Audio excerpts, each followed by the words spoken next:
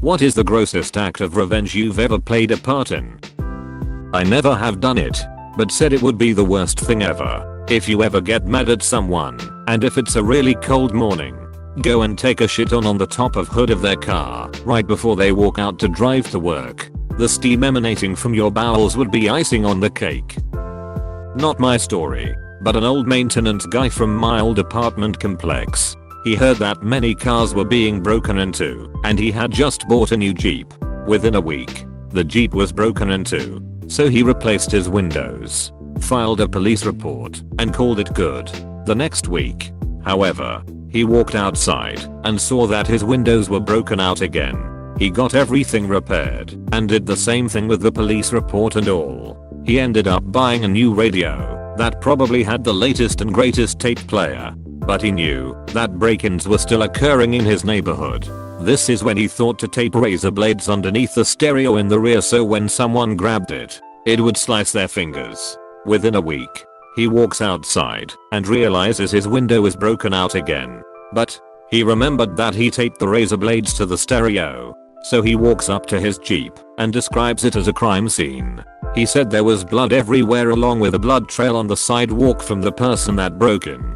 But his stereo was still there. No one ever ducked with his Jeep again. He said he still felt really bad for it, but he got to keep his radio. Had a huge disagreement with my bank a few years ago. They were totally wrong. Refused to admit it or refund the costs that I incurred. So I went to the grocery store and bought a huge piece of fish. Then went to said bank and put the fish into my safety deposit box. Went into the bank a couple of times in the next week or two. You could smell something fishy, but it was not overpowering. However, about a week later I got a phone call from the bank asking me to come in.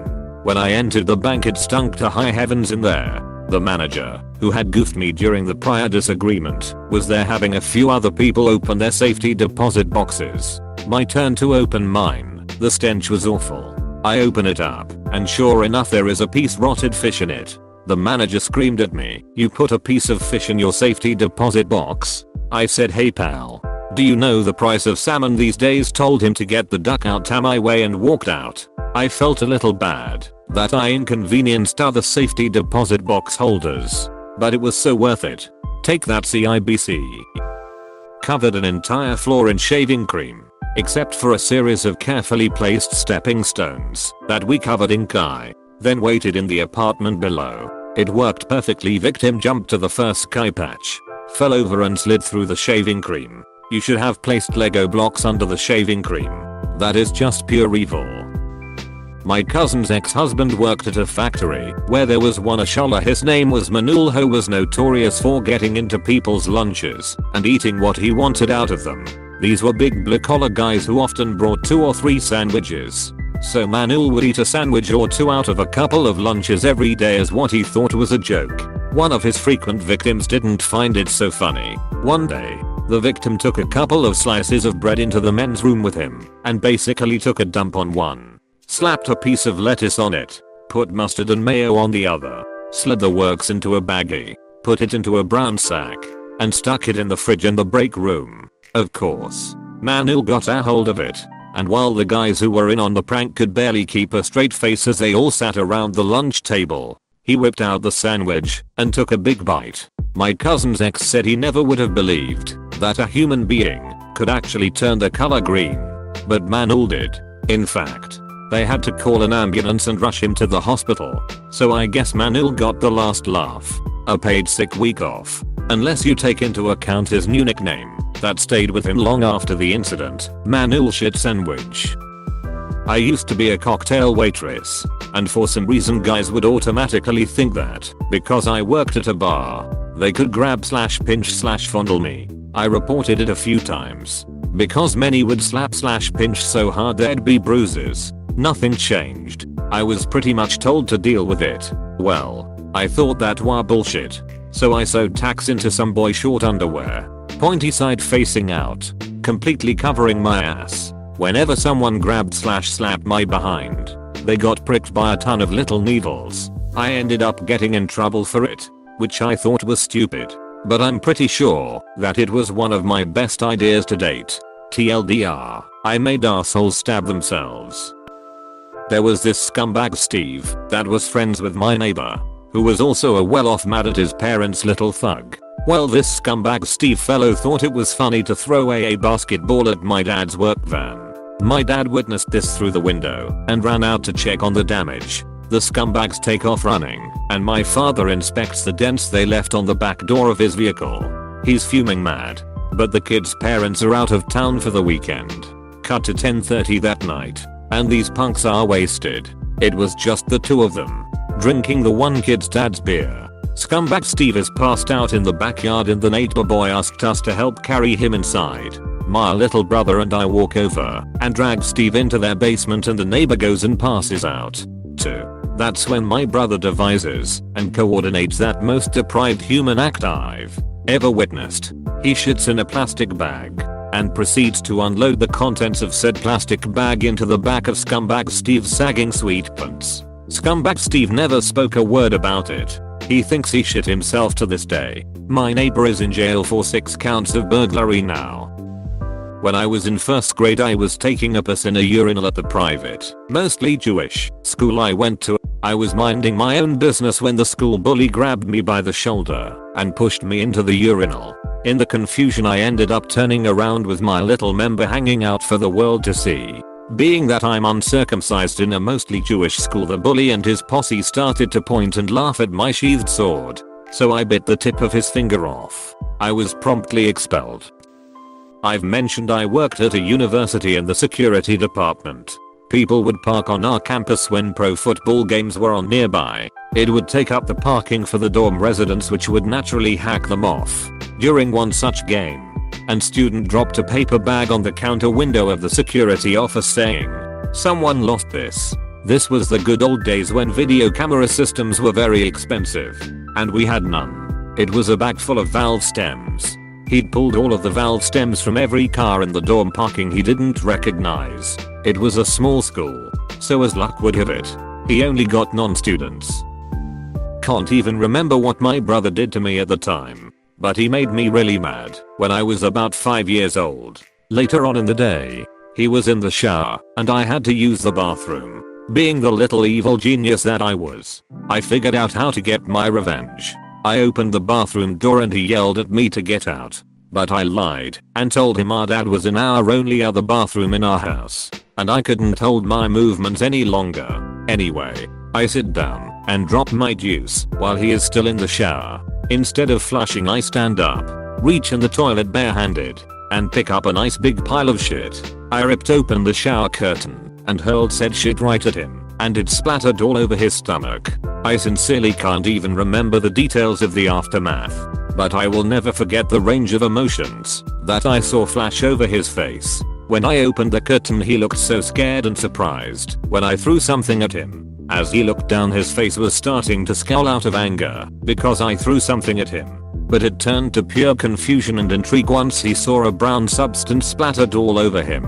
Following the confusion, a slight hint of utter disbelief formed on his face as he first hypothesized that it was indeed the poo of his younger sibling. The utter disbelief face quickly turned into a wait, there is no way he would throw shit at me face with some relief.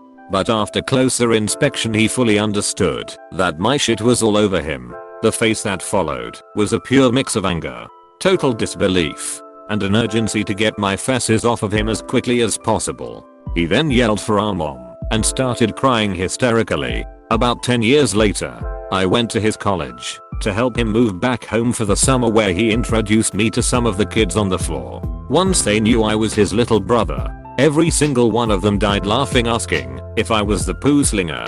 Supposedly they had a first day meeting in the residence hall get together where everyone had to tell an embarrassing story, and my brother chose that one. What an idiot. TLDR, brother pissed me off. I took a dump while he was in the shower, scooped it up, and threw it at him.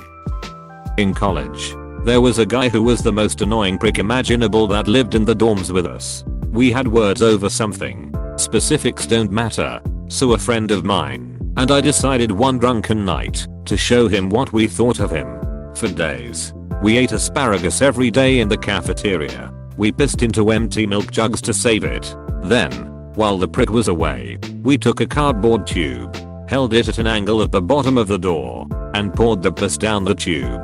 It gained momentum in the tube and rushed under his door, covering his floor in our foul-smelling piss. I don't know how gross this is, but when I was a kid I lived with my dad in a semi-rural area. We lived in a very hot arid part of Arizona and our next door neighbor was a gun-toting redneck.